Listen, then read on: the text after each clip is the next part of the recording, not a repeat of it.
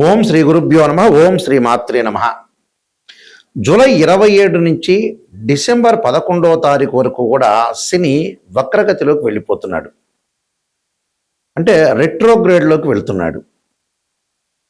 శని July 27 ఉదయం పూట 7:50 నుండి ప్రారంభమై వక్రగతి డిసెంబర్ 11వ తారీఖు రాత్రి 12:02 వరకు, అంటే రమారమి 138 రోజుల పాటు శని అదే మీనరాశిలో ఉత్తరాభాద్ర రేవతి నక్షత్రంలో వక్రగతి పొందటం వల్ల మేషాది ద్వాదశ రాశుల వాళ్ళకి ఎలాంటి ఫలితాలు జరగబోతున్నాయి.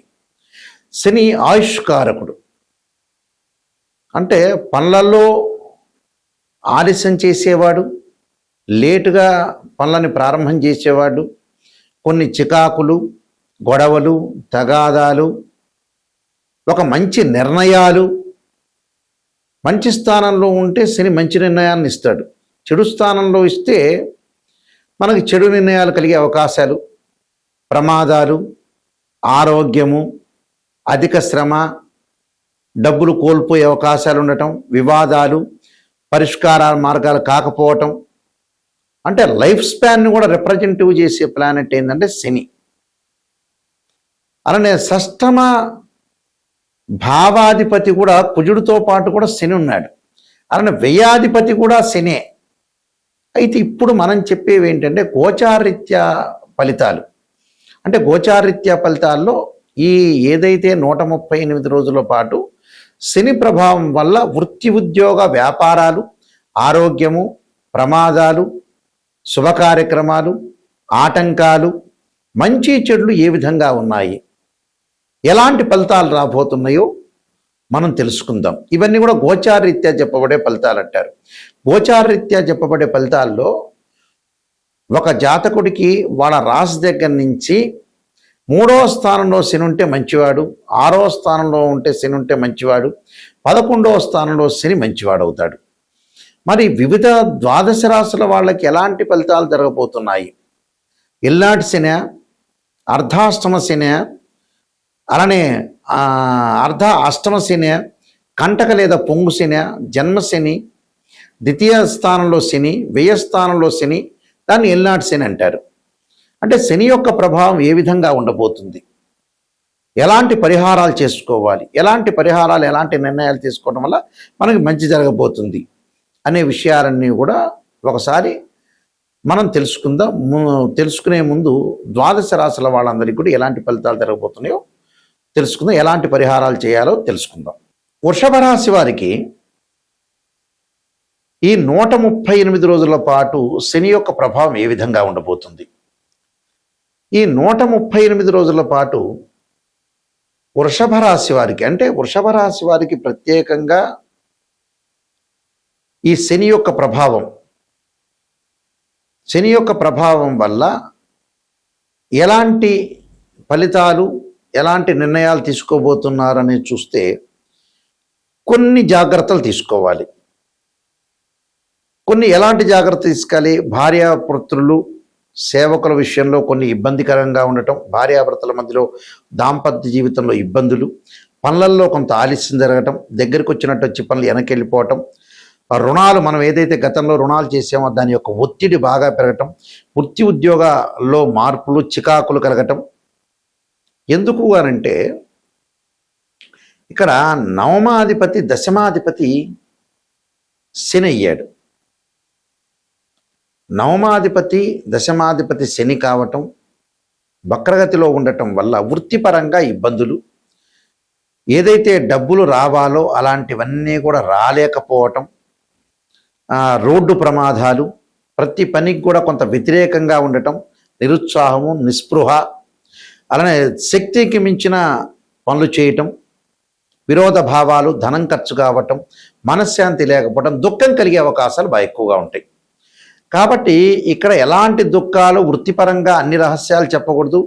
వ్యాపార పరంగా కూడా భాగస్వామ్య వ్యాపార విషయంలో కూడా చాలా జాగ్రత్తగా ఉండాలి.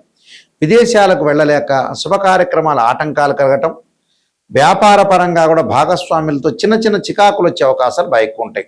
ఇలాంటి చికాకులను దృష్టిలో పెట్టుకుని వృత్తి వ్యాపారాల యందు కొద్దిగా జాగ్రత్తగా ఉండి ముందుకెళ్ళడం చాలా ఇంపార్టెంట్. వీళ్ళు కొన్ని పరిహారాలు చేసుకోవాలి. ఆ పరిహారాల్లో ప్రధానంగా చేయాల్సింది ఏమిటి అనంటే, శనికి తైలాభిషేకం చేయటం, పంచామృతాలతోటి, చెరుకు రసంతో, పండ్ల రసంతో శనికి అభిషేకం చేయటం చాలా మంచిది. శనివారం రోజున ఆరోగ్యపరంగా ఇబ్బందులు కలగకుండా మౌన వ్రతాన్ని పాటించటం, అతిగా ఎవరితోనూ కూడా ఎక్కువగా మాట్లాడటం అనేది మంచిది కాదు. ఈ నియమాలు పాటించండి, మీకు మంచి జరిగే అవకాశాలు ఖచ్చితంగా ఉంటాయి. ఇవన్నీ కూడా గోచారరీత్యా చెప్పబడే ఫలితాలు అంటారు. అంటే this is the transit system అంటారు. గోచారం ఎప్పుడూ కూడా మనకి ఏదైతే 138 రోజుల్లో శని యొక్క ప్రభావం ఏ విధంగా ఉండబోతుంది, మనం ఎలాంటి నిర్ణయాలను తీసుకోవాలి, ఆరోగ్యపరంగా ఎలా ఉండబోతుంది, వృత్తి ఉద్యోగాల్లో ఏ విధంగా ఉండబోతుంది అనేది మనం తెలుసుకున్నాం. దాని పరిష్కార మార్గం ఏంటి, శని బాగలేని వాళ్ళు ఏం చేయాలి, ఆరోగ్యపరంగా ఇబ్బందులు కలుగుతుంది అని అంటే ఖచ్చితంగా నువ్వుల నూనెతో శివుడికి అభిషేకం చేయాలి. ఇది పురాతన పద్ధతి, ఇప్పుడు వాళ్ళకి తెలియదు. అదేందుకు గురువుగారు నువ్వుల నూనెతో శనికి అభిషేకం చేయాలి, శివుడికి ఏంటి అనేవాళ్ళు ఉన్నారు. నువ్వుల నూనెతో శివుడికి అభిషేకం చేస్తే ఆయు ప్రమాణం పెరుగుతుందని అర్థం, ఆరోగ్యపరంగా ఇబ్బందులు కలగవని అర్థం. పనులలో ఆలస్యం జరుగుతుందా శని వల్ల వీళ్ళకి అనుకునేవాళ్ళు తప్పకుండా శనికి నువ్వుల నూనెతో అంటే తైలాభిషేకం చేయాలి. అలానే శని యొక్క ప్రభావము జన్మశని ఉన్న వ్యక్తులు ఎవరైతే ఉంటారో, జన్మశని ఎవరికి ఉంది అని అంటే, ఆ జన్మశని ఉన్న వ్యక్తులు ఎవరైతే ఉంటారో అలాంటి వ్యక్తులు వాళ్ళు చేయాల్సిన విధానం ఏంటంటే, శని జపం చేపించటం కానీ 19,000 సార్లు బ్రాహ్మణులతోటి, అలానే శని హోమాన్ని చేయటం మంచిది. అలానే ద్వితీయ స్థానంలో శని ఉన్నారనుకోండి, ఉదాహరణకి ద్వితీయ స్థానం వాళ్ళ రాశిరీత్యా ద్వితీయ స్థానంలో శని ఉంటే తప్పకుండా శని హోమాన్ని, శనికి పంచామృతాలతోనే కాకుండా పండరసంతో, చెరుకు రసంతో కూడా శనికి అభిషేకం చేయాలి. ఖర్చులు అధికమవుతున్నాయి, సంపాదన శ్రమకు తగ్గట్టు ఫలితం లేదు, మాకు శని వ్యయ స్థానంలో ఉన్నాడు, ఖర్చులు బాగా పెరిగిపోతున్నాయి అనే వ్యక్తులు తప్పకుండా వాళ్ళు శనికి అంటే ఒక నలుపు శివలింగం ఉంటుంది, బ్లాక్ స్టోన్ శివలింగం, దానికి అభిషేకం చేయాలి. రుద్రాభిషేకం చేయటం వల్ల వాళ్ళు ఏదైతే అనుకుంటున్నారో ఆ పనులన్నీ కూడా జరుగుతాయి, ధనపరంగా ఇబ్బందులు కలగకుండా కూడా ఉంటుంది. అలానే అష్టమ స్థానంలో శని ఉన్న వ్యక్తులు కూడా శివుడికి పంచామృతము, పండ్ల రసము, చెరుకు రసము, అలానే నువ్వుల నూనెతో అభిషేకం చేయాలి. చతుర్థ స్థానంలో అంటే అర్ధాష్టమ శని ఉన్న వ్యక్తులు తప్పకుండా వాళ్ళు శనికి సంబంధించిన అభిషేకాలు, శనికి సంబంధించిన కవచము, శని స్తోత్ర పారాయణాలు, శని జపము ఇలాంటివి చేసుకోవడం చాలా మంచిది. అలానే కంటక లేదా పొంగు శని అంటారు, వృత్తిపరంగా ఇబ్బందులు కలుగుతుంటాయి వాళ్ళకి. అలాంటి వ్యక్తులు తప్పకుండా నువ్వులు దానము, నల్ల వస్త్రము, అలానే శనితో ఏదైతే శనికి ప్రీతికరమైన నల్ల నువ్వులు బెల్లంతో చక్కగా పదార్థాలు ఉండల్లాంటివి తయారు చేసి మనం ఇంట్లోనే తయారు చేసి ఏదైనా దేవాలయంలో ప్రధాన అర్చకులకు ఇస్తే భక్తులందరికీ కూడా వితరణ చేయటం వల్ల కూడా శని యొక్క దోషం పోతుంది.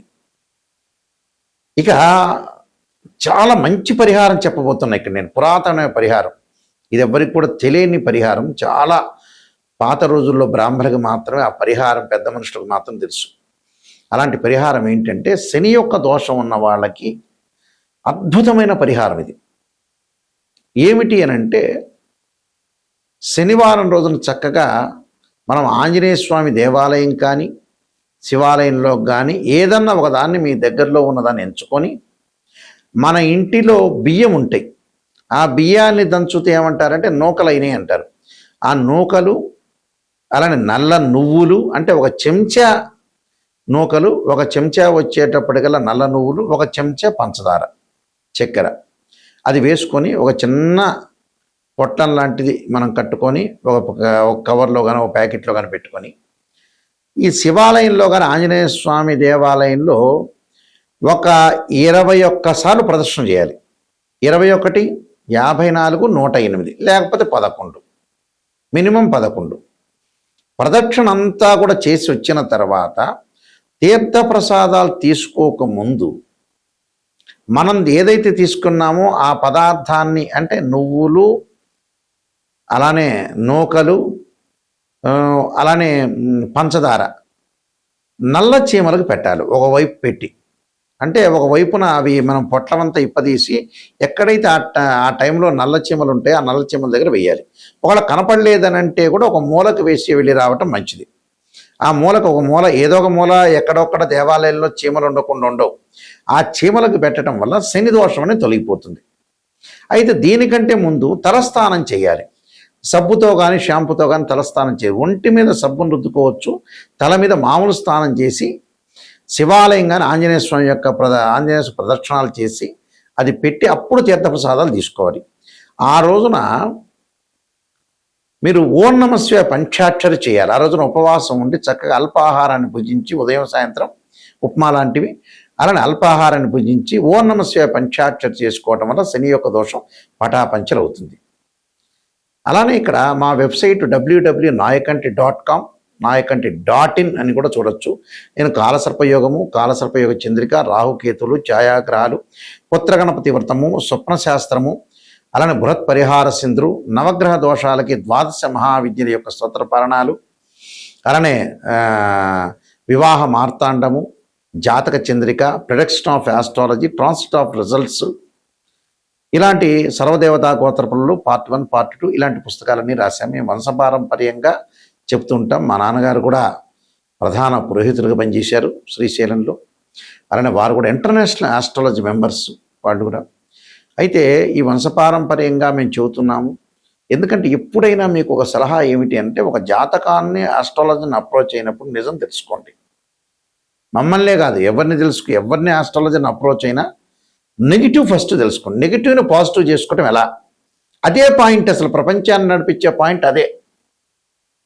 భగవంతుడి కంటే ముఖ్యమైన పాయింట్ అదే. మనలో లోపాలని మనం సవరణ చేసుకొని ముందుకెళ్తేనే నెంబర్ 1 సూపర్ స్టార్లు అయ్యేది. స్త్రీయ లోపం మెరుగుట పెద్ద విద్య, లోపం మెరిగిన వాడే పూర్ణవుతాట. నెగిటివ్ని మనం పాజిటివ్ చేసుకుని ఓవర్కమ్ చేస్తే మన జీవితం బాగుపడినట్టే. ఆ విషయాలన్నీ కూడా మీరు గుర్తుపెట్టుకోండి. ఈ పుస్తకాలన్నీ కూడా రాజమండ్రిలో కోటగుమ్మంలో మోహన్ పబ్లికేషన్ వారి దగ్గర దొరుకుతాయి. ఈ పుస్తకాలు నా దగ్గర కూడా లభ్యమవుతాయి. ఆ స్క్రీన్ మీద స్క్రోలింగ్ అవుతున్న నెంబర్ ఉంటుంది, నా నెంబర్కి కాల్ చేయొచ్చు. నిజాన్ని తెలుసుకునే వాళ్ళు మాత్రమే నాకు ఫోన్ చేయండి. మీ అందరికీ కూడా శ్రీ పరమేశ్వరి యొక్క కరుణాకటాక్షం ఉండాలని ఆశిస్తూ సర్వే జనా సుఖినో భవంతు.